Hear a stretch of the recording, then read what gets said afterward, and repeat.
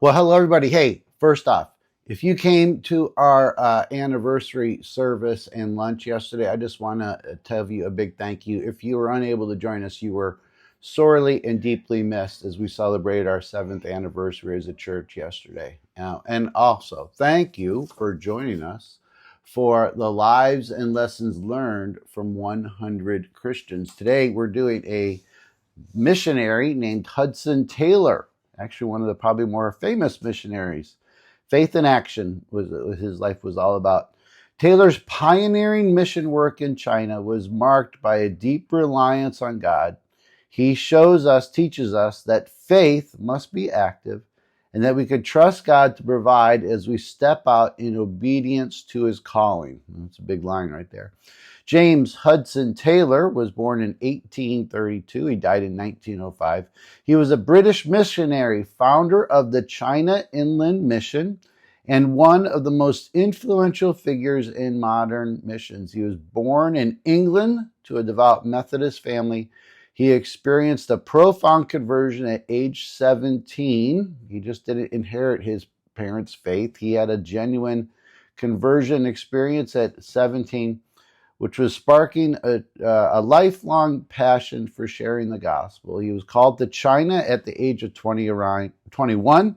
He arrived in Shanghai in 1854 during the Taiping Rebellion, facing war, disease, and cultural barriers. Unlike many missionaries of his era, Taylor adopted Chinese dress and customs, earning respect and access to inland regions where Christianity was unknown. He founded his mission in 1865, emphasizing faith-based support, no fundraising appeals, and sending missionaries to unreached areas.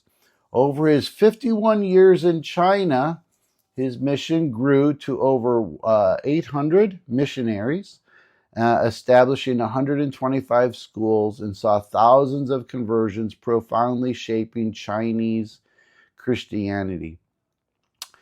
He faced immense personal trials, the loss of his wife and 4 of their 8 children, health struggles, and persecution. Yet his faith principle was trusting God alone for provision, inspired global missions.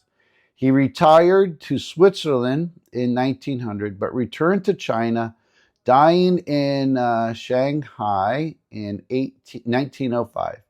His writings, like the writing called A Retrospect, and his example of radical trust continue to influence missions today. So some key lessons that we could take away from his life. Absolute trust in God's provision.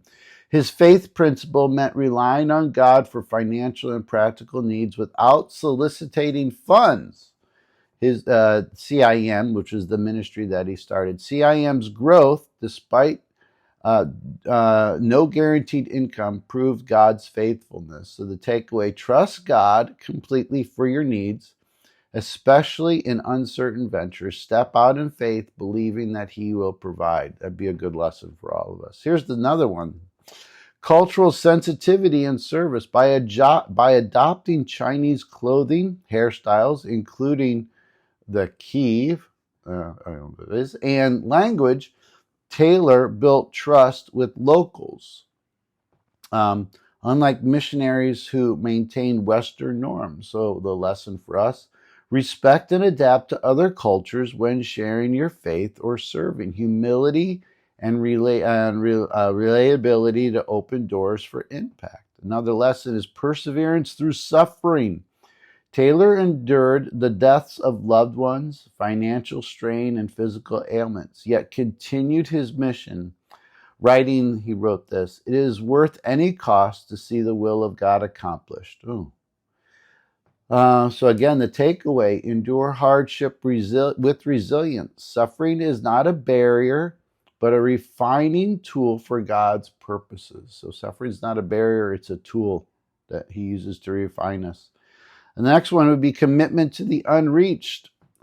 He prioritized China's inland provinces where millions had never heard the gospel. He prioritized that over the safer coastal regions. His vision birth modern frontier missions. So again, the lesson for us, focus on those who need the help most, even if it's costly or overlooked. Seek out the forgotten and share hope intentionally. Another lesson is prayer as the foundation of work. Taylor believed that, here's a quote, the work of God is done on our knees. His dependence on prayer sustained his ministry through crisis and inspired its global reach. Again, the takeaway for us is pretty obvious. Ground every endeavor in prayer. Spiritual power comes from consistent communion with God. Another lesson, sacrifice for eternal impact. Taylor left comfort in England, faced family tragedies, and lived simply, prioritizing eternal souls over temporal ease. He said, if I had 1,000 lives, I would give them all to China.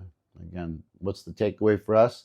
Live for eternal purposes. Sacrifice personal comfort for the sake of others' salvation and God's glory. I think the last lesson is leadership through humility. He led his ministry not by domineering, but by example, living among locals, sharing burdens, and trusting God. His humility drew missionaries to join him. Again, the takeaway for us, lead with servanthood and humility. Influence grows when you model integrity and dependence on God. So what can you say about Hudson Taylor's lasting impact?